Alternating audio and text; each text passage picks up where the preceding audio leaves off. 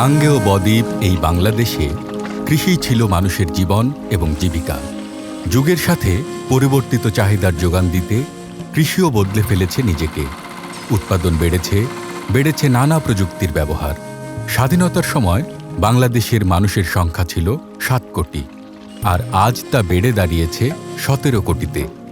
এই বিপুল সংখ্যক জনগোষ্ঠীর মুখে খাবার যোগান দেওয়ার দায়িত্ব আজও সেই কৃষকেরই। প্রতিটি অনাবাদি জমিকে চাষযোগ্য করতে বাড়াতে হচ্ছে সেচের যোগান। দেশে 12 লাখেরও বেশি ডিজেল পাম্প দিয়ে সেচের যোগান দিতে হচ্ছে। 4 লাখেরও বেশি রয়েছে বৈদ্যুতিক পাম্প। জ্বালানি খাতের একটা বড় অংশ ব্যয় হচ্ছে ফসল উৎপাদনে। জ্বালানি নিরাপত্তার জন্য বিষয়টা তাই বেশ বিপজ্জনক। অত্যাবশ্যকভাবেই আমাদের যেতে হচ্ছে নবায়নযোগ্য জ্বালানির দিকে।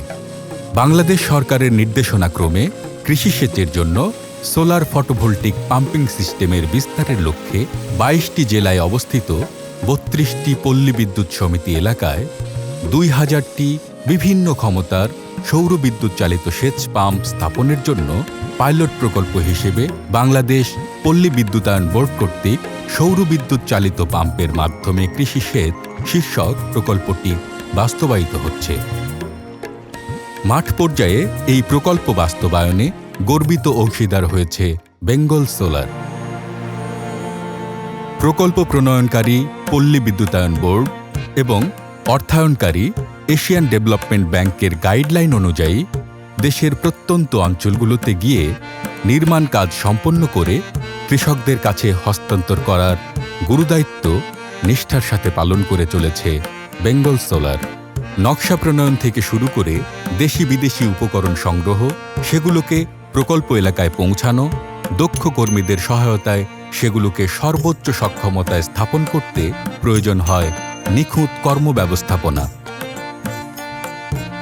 প্রচলিত ডিজেল চালিত সেচ প্রকল্পের বড় সমস্যা বিপুল পরিবেশ দূষণ। সেচের জ্বালানি পুড়িয়ে বাংলাদেশের আকাশে প্রতি বছর 30 lakh ton carbon die oxide ছড়িয়ে পড়ে। শব্দ দূষণ তো রয়েছেই।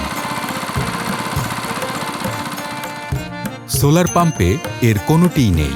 পাম্প এবং পাইপলাইন দুটোই মাটির গভীরে থাকায় একরকম নিঃশব্দেই মাটির গভীর থেকে পানি পৌঁছে যায় কৃষকের মাঠে। মোটর থেকে পানি সিস্টেম আমাকে পার বিঘায় 2500 টাকা নিত। এই সোলার পাম্প হওয়ার পর থেকে এখন পার বিঘায় 1500 টাকা দেওয়া হয়।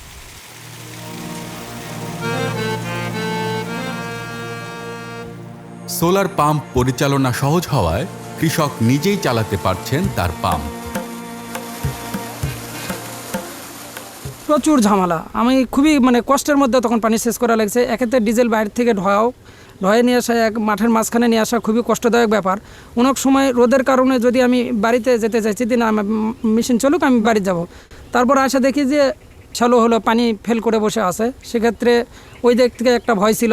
এখন বর্তমানে আমার সোলার আসার পর থেকে এখন তো কোনো কষ্টই নাই। শুধু আসবো, বাটন চিপবো, পানি উঠবে।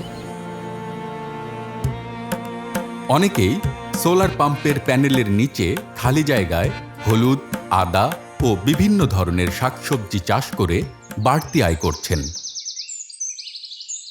আমার স্বামী দোকানে কাজ করে, শ্যালো মেশিন হয় চলা, দোকান থেকে আসে শ্যালো মেশিন স্টার্ট দেন। সোলার আসার পর থেকে সেরকম আমি নিজে সুইচ টিপে দেন, ব্যানিওটে তার আশা লাগে। সৌরবিদ্যুৎ উৎপাদনে 1 যুগেরও বেশি সময় ধরে সারা বাংলাদেশের একটি আস্থার নাম বেঙ্গল সোলার।